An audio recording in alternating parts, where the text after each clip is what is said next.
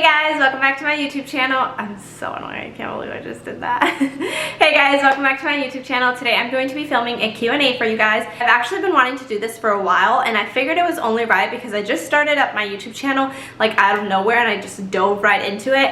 And you guys really don't know me, you don't know anything about me, so I went on my Instagram and I told you guys to ask me some questions that you wanted answered. So I wrote a few down. I have some fitness and some non-fitness related that I'm going to be answering for you guys today so you guys can get to know me a little better. I really don't want to keep this boring, so I picked some of like the best questions out there, some that I haven't already previously answered in videos and things like that. I did get a lot of questions like asking what some of my favorite Gymshark collections are and things like that. So if you want to know about that, I'm gonna leave my Gymshark collection video right here so you guys can check it out. I tell you all about my Gymshark collection, my favorite pieces, my not so favorite pieces, and things like that. So yeah, make sure you check that out if you had any questions about that. Yeah, without further ado, let's get into the video. Okay, so I'm just gonna dive right into it. One of the first questions I got actually shocked me a little bit that someone would ask this, but yeah, I'm just gonna tell you guys what it is. So someone said, I hope you're not offended by me asking you this, but is your butt real or do you have implants? It kind of seems like your butt doesn't match with the rest of your legs.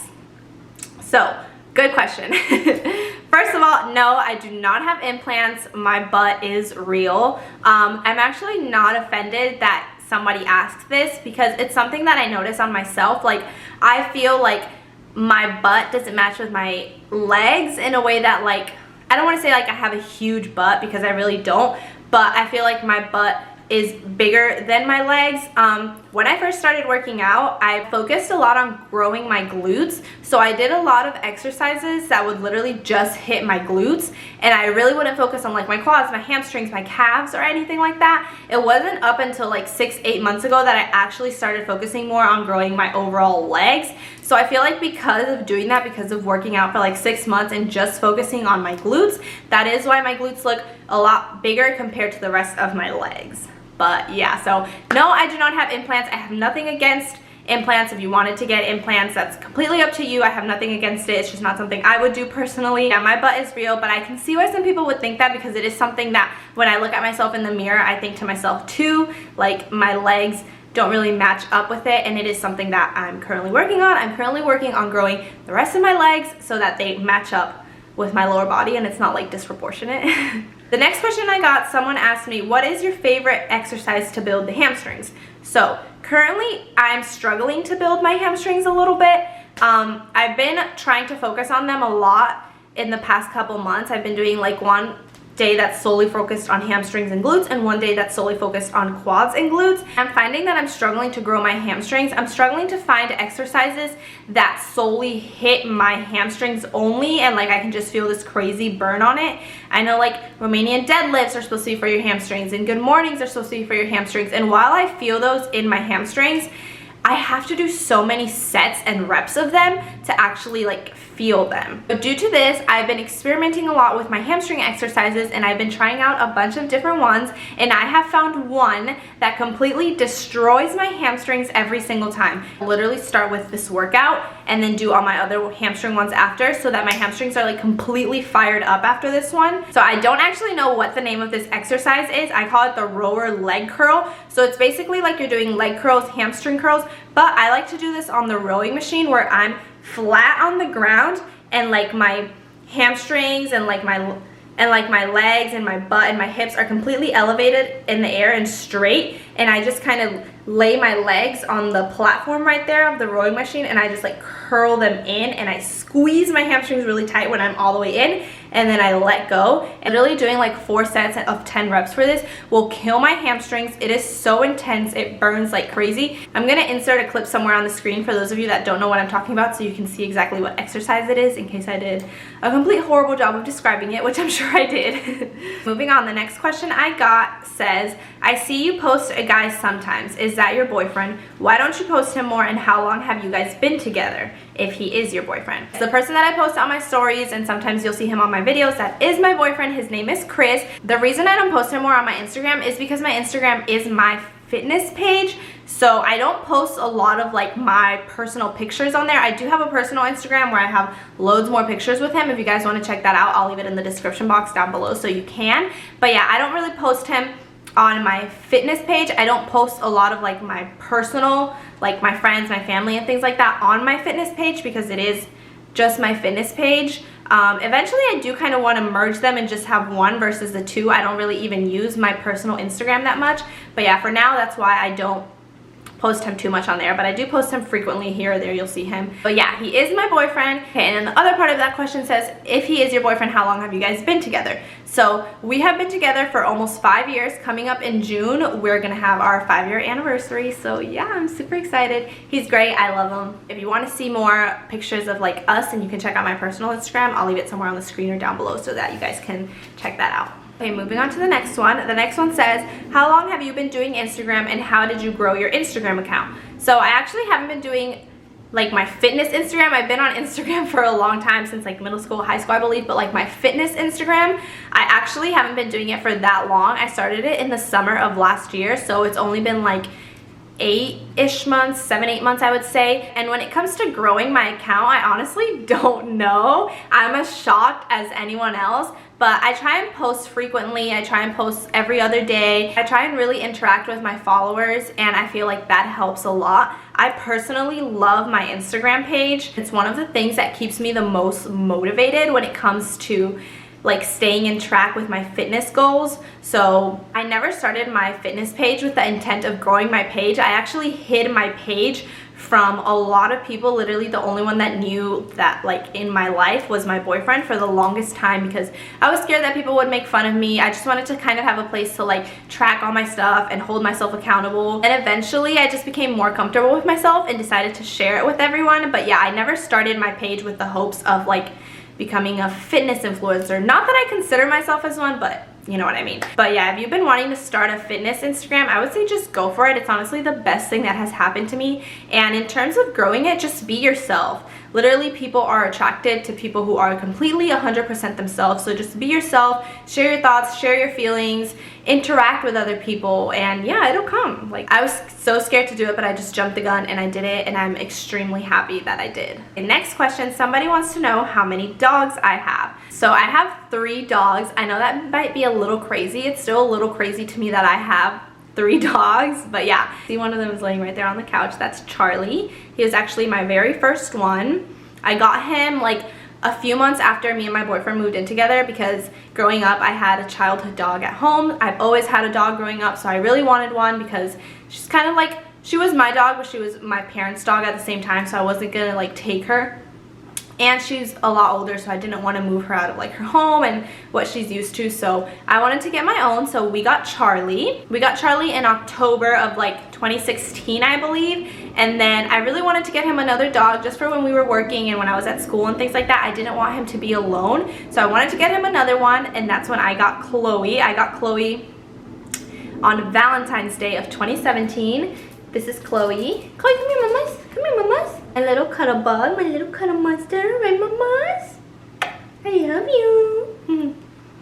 You're my babies. We had the 2 of them, and I was like, that's it. 2 dogs is a handful. They were puppies around the same time, so it was really crazy to get them trained and stuff like that. And I told my boyfriend, I was like, I do not want another dog. But later on, when they got older, we decided that we did want another dog, but we wanted to wait until we had a house to get another dog, which my boyfriend completely ignored that I wanted to do that. So he started looking around, and that's when he found our 3rd dog, which is Callie. It wasn't until like 2 years after we had Chloe and Charlie that we got Callie. He actually got her. There are dogs, all 3 of them are our dogs. Like, I got Chloe and Charlie, and he was the one that got Callie, so like sometimes I say it's his dog because like he got her, but they are our dogs. I don't know if that makes sense, but then he got Callie.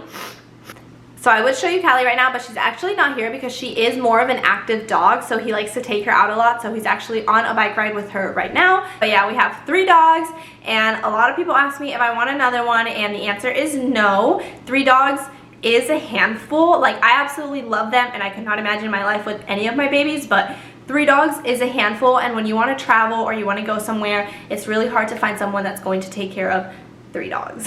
So, okay, the next question someone asked is, I'm really lacking on getting my daily protein in. What is your favorite high protein snack that you can have on the go? Okay, so when it comes to high protein snacks, one of my favorite things is a protein bar. So for the longest time, I don't have any to show you guys right now, but for for like the past year, my favorite thing has been the 1 protein bars in the flavor birthday cake. It's just really high protein. It keeps me satisfied for a long time and it's so easy to just have on the go. But as of this past month, my favorite high protein snack has changed.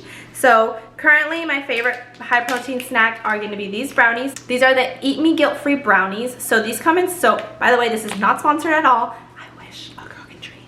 They're like the perfect macro friendly snack. Like literally, this one has 22 grams of protein, 9 grams of carbs, and 7 grams of fat. They all kind of vary around the same thing. Some change a little bit depending on the flavor. These are so good. They literally come in so many flavors. You can get these online, or if you have a vitamin shop where you live, they sell them at Vitamin Shop. So my favorite one is actually just the chocolate one, which is just like the basic brownie. This literally tastes like you're eating a brownie. Like it literally tastes like you just mix up some brownie mix, put it in the oven, and this just came straight out of there. If you put it on the microwave for like 5 seconds, it's warm, it's so good, but you can literally have it like this on the go too. They are the perfect macro friendly snacks. If you haven't tried them, I highly suggest it. It's so good.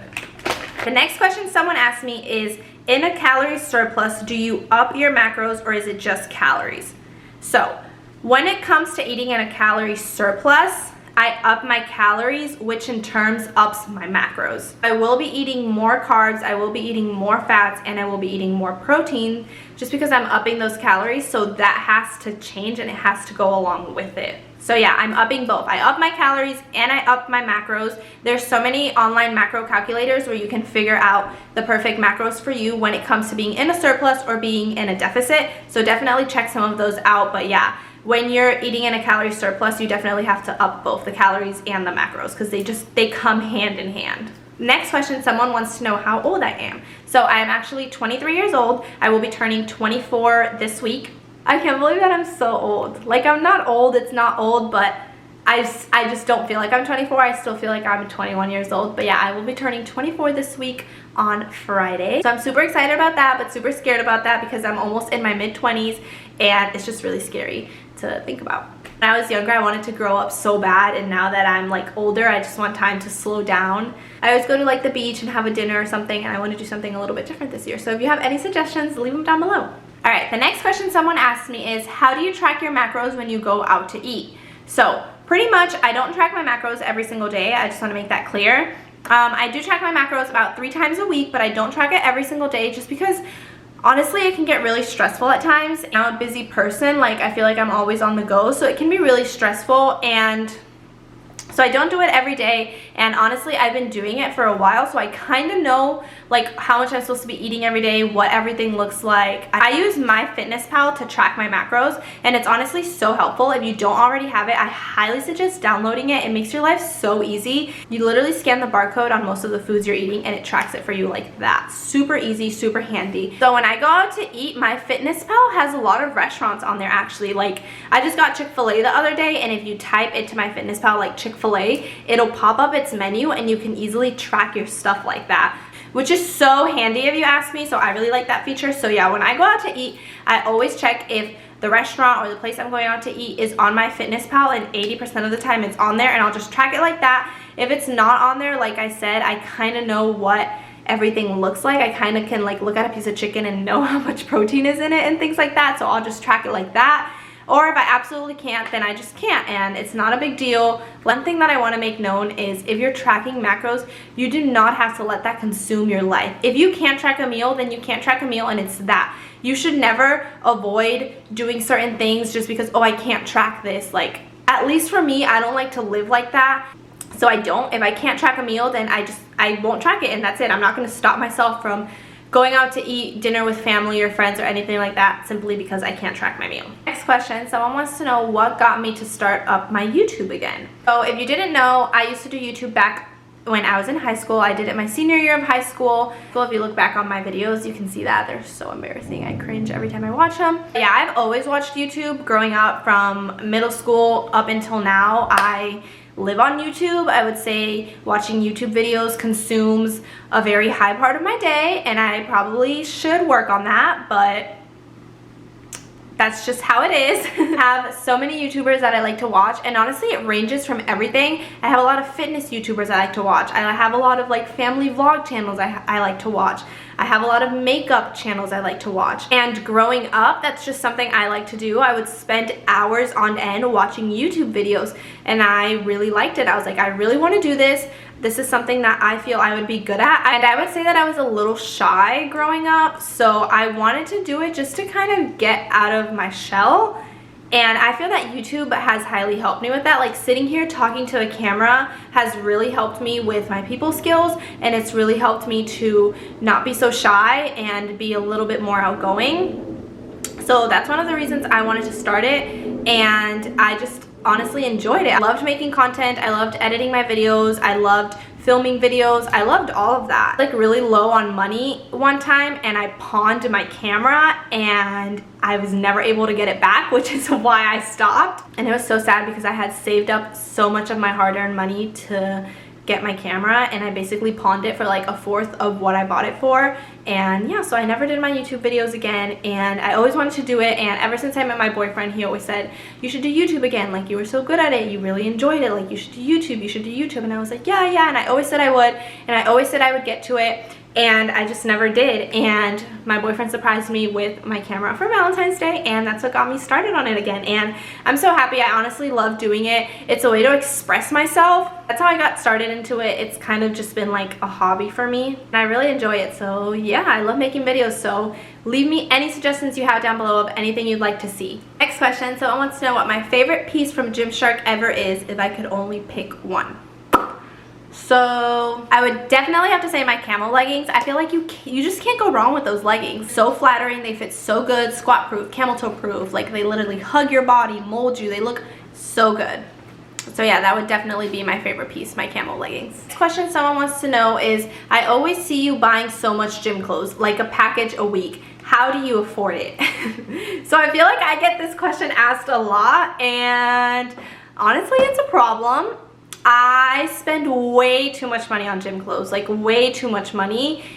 I seriously need to get help. A lot of people ask me if I get my gym clothes gifted to me, and I honestly haven't. None of the gym clothes that I've gotten gifted to me. I purchase all of it with my own money. So my number one tip or trick when it comes to buying gym clothes is always be on watch for sales. So if you've been following me for a while, you know that whenever a brand has a sale, like whenever Gymshark has their Black Friday sale or their summer sale, or Alphalete has a sale, or like any other brands have sales, that's when I'll stock up and I'll get a lot of stuff, because you can literally get so many things for half the price. Yeah, that's when I stock up on a lot of the things, is when brands have their big sales. Second tip I have for you is that nowadays a lot of brands have things like Afterpay or Affirm or buy now pay later kind of things. So I buy a lot of my gym clothes through that. A lot of my Gymshark clothes is purchased with Afterpay. If you don't know what Afterpay is, basically you buy it now and you have 4 weeks to make your payment. So you make a payment every 2 weeks. You make your first payment when you initially buy, and then every 2 weeks on that same date you make another payment. So that helps split up the payments for you, and it allows you to have more time to pay it off. So I usually get my gym clothes through that. And the last tip I have for you is, if you're a student, check out Student Beans. Student Beans has a lot of like 10%, 15%, 20% off coupons that they throw every now and then out there for gym clothes. So yeah, that's how I get all of my gym clothes. I usually do those 3 things, and it honestly helps me save a lot of money, and it allows me to be able to buy myself all of the gym clothes that I want. Okay, and the last question I have is, I see that you followed Booty King's workout plan when you first started. Is it something you recommend? So, oh, I don't know, the phone was just covering my face. I hope not. So when I first started working out, I followed a lot of the Booty King's workouts. If you don't know who the Booty King is, he's huge on Instagram and on YouTube because of his booty transformation. So definitely check him out. It's just at Booty King. And basically when I first started working out, I followed a lot of his workouts, which is how I mostly grew my glutes versus growing my legs, because a lot of his workouts are focused on just growing the glutes. I highly recommend following his workouts. I feel like they've helped me so much. Literally, his workouts are so good for growing the glutes.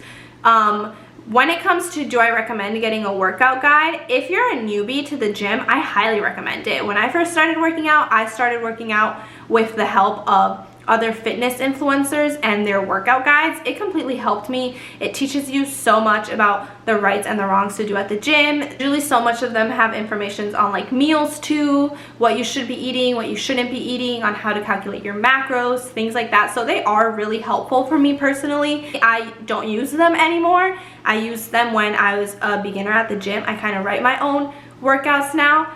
But yeah, his workouts were really helpful and I highly recommend them. Alright, so I have a few more questions, but I'm actually not going to answer them because I feel like I've answered a lot and I don't want this video to be too long and for you guys to get bored. So if you did want to see a part 2 of this video where I answer more questions, just let me know. I'd be more than happy to film it for you guys. But anyways, thank you so much for sending me your questions. Thank you so much for watching my video. Don't forget, if you like this video, to give it a thumbs up. Don't forget to subscribe and follow me on my Instagram if you're not following me already. I hope everyone has a great day and I will see you in my next one. Bye!